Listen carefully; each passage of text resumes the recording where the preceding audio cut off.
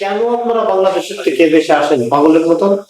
এই একই ওষুধ দেবো আপনাদের, শুধু কোম্পানিটা আলাদা হবে। কে বলেছে বাংলাদেশে ডাক্তার নেই? হ্যাঁ, তা তো। আপনারা এখানে আসেন কেন? হৃদয় হাসপাতাল কালীগঞ্জ, অত্যাধুনিক চিকিৎসা সেবায় আপনার পাশে।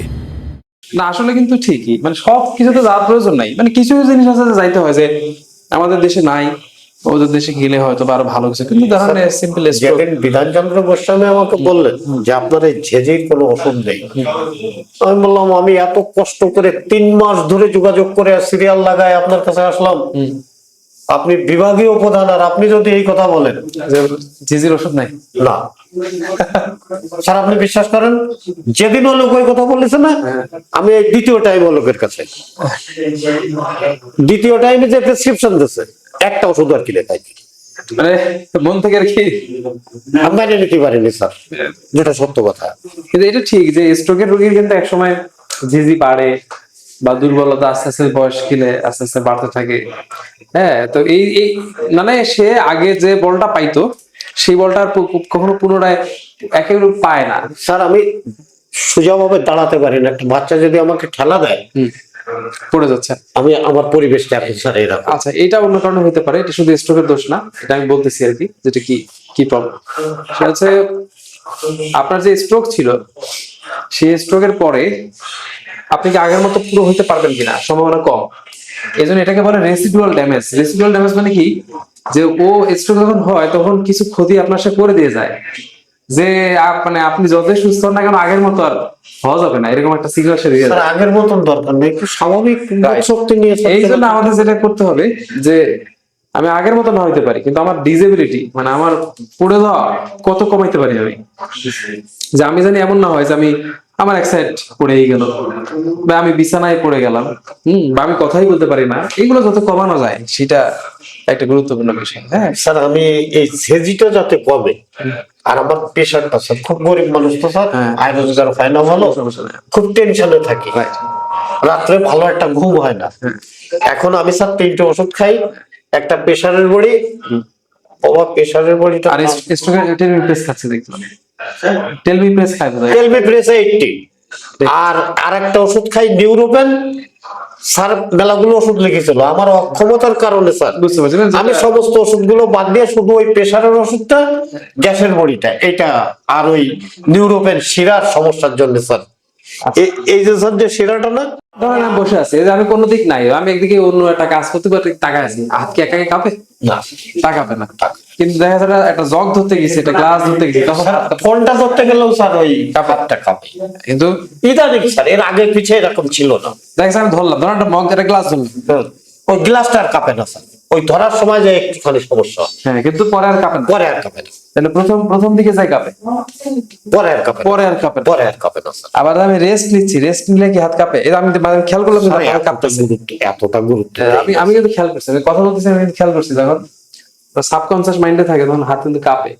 স্যার আমি এতটা গুরুত্ব দেই। ঠিক আছে, আচ্ছা ঠিক আছে, কোনো সমস্যা নেই। আচ্ছা, আর এই হাত কাঁপার সাথে এরকম হয় যে এখন হাঁটাচলা করতে কোনো কষ্ট হয়, যে ছোট ছোট পায়ে হাঁটা লাগে, এমন কোনো সমস্যা হচ্ছে না? এই শিরাটা এখান থেকে এইটুক স্যার টাইনে ধরে, ধরেন এখান থেকে পাকা রাস্তা পর্যন্ত গেলে আর স্যার হাঁটতে পারি না, মনে হয় কি যে পাটা ফিরে যাচ্ছে, এখানেই বসে পড়ে।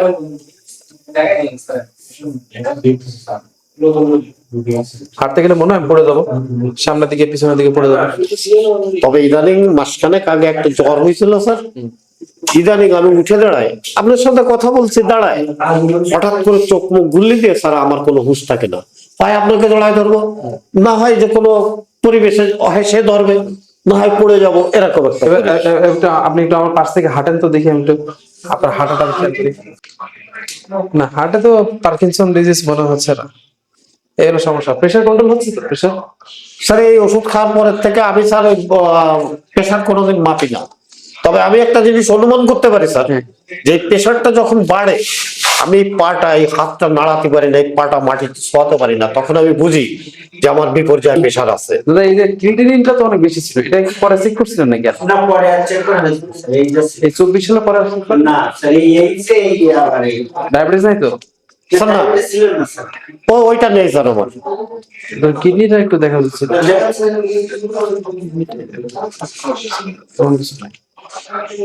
ইকো করার কারণ কি ছিল? ইকো তা জানি না, স্যার বলেছিল আমার কাছে সব ইকো, হ্যাঁ একটা ইগো আর যদি একটু দেখতাম তার সঙ্গে সঙ্গে ঢাকায় গেছিল। স্যার এখন 90 হ্যাঁ, প্রেশার ওনার বেশি হবে। আমি কেন বললাম, কারণ হচ্ছে উনি যে ওষুধটা খায় টেলমিপ্রেস, মানে সাধারণত বয়স হয়ে গেলে টেলমিপ্রেস আর ধরে না, মানে তখন কম্বিনেশন একটা ওষুধে পারে না প্রেশার কন্ট্রোল করতে, এবং আপনার প্রেশার অনেক বেশি। এটা কিভাবে বললাম, যে আপনি যে সিগন্যাল দিচ্ছে, এই যে এখন যে অসুস্থ, হাত কাঁপাকাঁপি শুরু হয়েছে, তার মানে কোনো কিছু কন্ট্রোলে নাই, কোনো একটা জায়গায় ভেজাল আছে। তো এই জন্য যে এখন আমাদের যেটা করণীয়, যে স্ট্রোকের রোগীর ভবিষ্যতে যেন স্ট্রোক না হয়, তো এগুলো রিস্ক ফ্যাক্টর কমাইতে হবে। যে রোগী ধূমপান করে কিনা বন্ধ, রোগীর প্রেশার আছে কিনা কমাও, রোগীর ডায়াবেটিস আছে কিনা কমাও, কন্ট্রোল করো, এই বুদ্ধি করে করে চলতে হবে।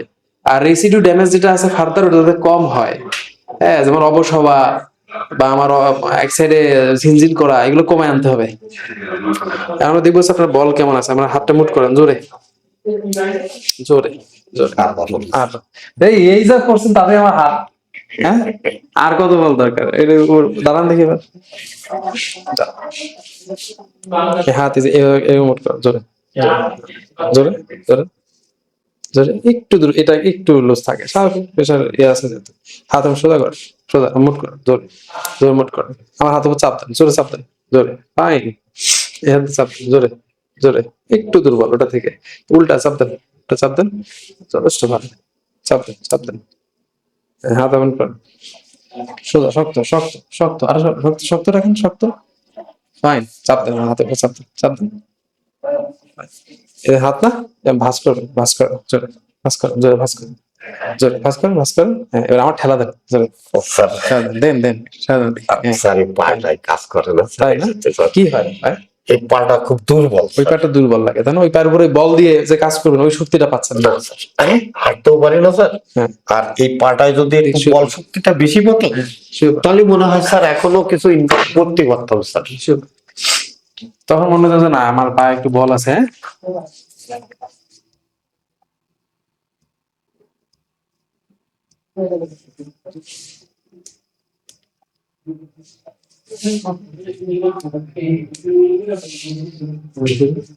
হ্যাঁ,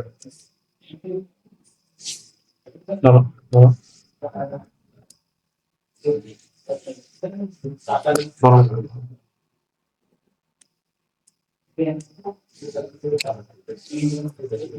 নরম করো। এস্ট্রোক কি খুব বেশি বড় ছিল? আমার কাছে তো মনে হচ্ছে না। স্যার খুব বড় ছিল না, স্যার বলেছিল। স্যার আমি নিজে গাড়ি ঠিক করে ফোন করে, হ্যাঁ, গাড়ি ঠিক করে একটা বারবিটারে নিয়ে নিজে হসপিটালে গেছিলাম স্যার। আমার তো কোনো এস্ট্রোকই নেই। ভয় পাচ্ছেন কেন? আপনি আমার চেয়ে ভালো, স্যার আমার থেকে আপনার শরীর ভালো। স্যার তাহলে আমি এরকম দুর্বল কেন স্যার? এই একটু বয়স আছে, একটু ঠিক হয়ে যাবে দেখি।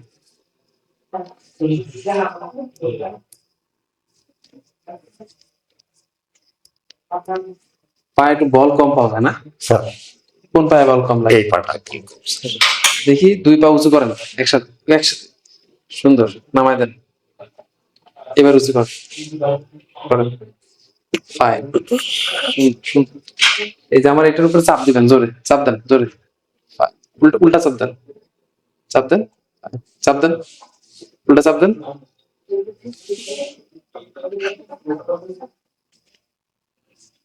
ব্যথা করে স্যার? না, সুশ্রী লাগে স্যার।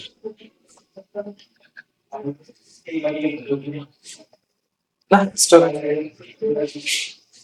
ছোট হয়তো মিনি স্ট্রোক টাইপের, হয়তো ল্যাকুনার ইনফ্রাক্ট বলে, ছোট রক্তনালী ব্লক হয়েছে আর কি। ওটা সিটি স্ক্যান করলে আমারও দুই একটা আসবে না।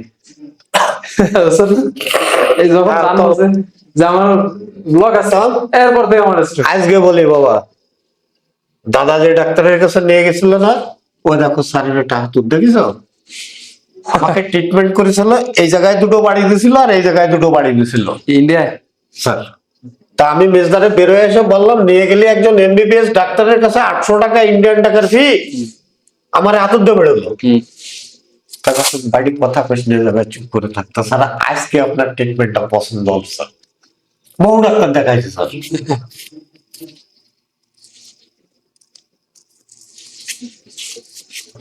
স্টক করার পরের থেকে স্যার হ্যাঁ, এই জামাই ডাক্তার দেখাইছে যেখানে যেখানে দরকার। হ্যাঁ, জামাই তো আপনার খুব পছন্দ করে। এটা বলতে পারেন না স্যার। হ্যাঁ, আমাদের বহুদিন ধরে বলে দেখাবে দেখাবে।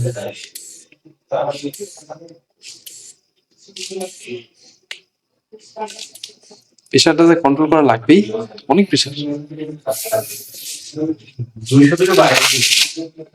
সরকার স্যারের কাছে যখন গেছিলাম 240, প্রেশারটা তো তখনও আমি এরকম ছিলাম স্যার। স্যার আপনি বুকিং দেন কাঁচা লবণ খাচ্ছে না তো? কাঁচা লবণটা খাচ্ছে না? কাঁচা লবণ তো খাই না স্যার ভাতের সাথে। না বাবা, কিন্তু একটু স্যার ধূমপান করার অভ্যেস। কি দিকে হ্যাঁ, স্যার। স্যার জি, ইনকাম খুব কম স্যার, ইনকাম করে দেওয়ার মতন কেউ নেই। এই একটা জামাই আর একটা জামাই আছে স্যার, তা কত চেয়ে পারা যায় স্যার?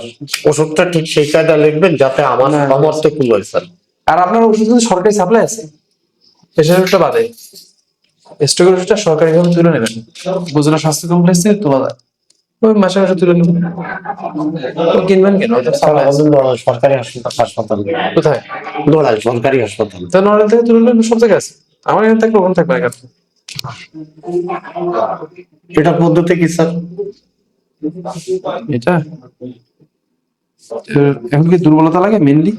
স্ট্রোকে দুর্বলতা লাগে না? দুর্বলতা লাগে, খুব দুর্বলতা লাগে স্যার। সামনে একটা পুজো স্যার, আজকে রাত্রে 2টো ভাত খেতে হবে আর কালকে রাত্রে 2টো ভাত খেতে হবে।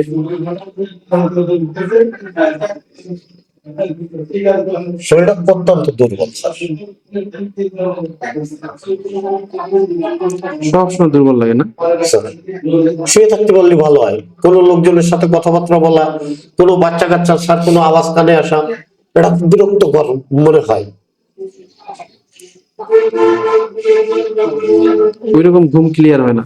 স্যার ঘুমটা হয় না ঠিক মতন স্যার। ও স্যার, ওই ঘুমের জন্য আপনার এই ওষুধের সাথে আমি নিজে নিছি চোলাক্স নামে একটা ট্যাবলেট আছে স্যার, 2 টাকা দাম। আমি ওর একটা ট্যাবলেট প্রত্যেকদিন খাই। যে দোকান থেকে ওষুধ কিনে স্যার, উনি ওই ওষুধটা দিয়েছিলেন। যাতে একটু ইয়ে আসে আর কি। দাদা, এগুলো লাগবে না যে করেন? করেন। ঠিক আছে, আমি সব সাদা দিচ্ছি, এটা নার্ভাস হওয়ার কিছু নেই। আমি স্যার এই থেকে কি স্যার একটু মুক্তি পাওয়া যাবে স্যার? কোনটা? এই মানে জেজির থেকে স্যার হ্যাঁ, আমি যদি একটু চলতে পারি স্যার। সেজেই লেগে থাকে একটা সেজেই। স্যার আমি পা পাতাতে পারি না, হাঁটতে পারি না। দাদা, ফাইল একটা দেন, আমি সেজের কথাটা লিখে রাখি, এটা হলে পরে মনে থাকবে না।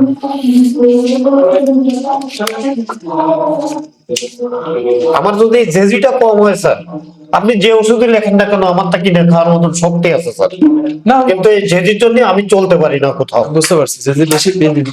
আর আমি সাদা দিচ্ছি আপা, আসুন। হৃদয় হাসপাতাল কালীগঞ্জ, অত্যাধুনিক চিকিৎসা সেবায় আপনার পাশে।